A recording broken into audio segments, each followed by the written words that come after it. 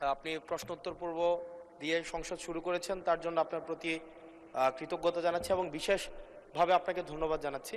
এবং আপনার এই যে প্রাণবন্ত সংসদকে ফাংশনাল করার যে প্রচেষ্টা, সেটার জন্য আপনার প্রতি আমরা থ্যাঙ্কফুল। আমি প্রশ্নটা মূলত হচ্ছে প্রবাসী কল্যাণ মন্ত্রণালয় থেকে যে উত্তরগুলো দেওয়া হয়েছে, আমাদের কাছে মনে হয়েছে আন্তরিকভাবে প্রচেষ্টা করছে।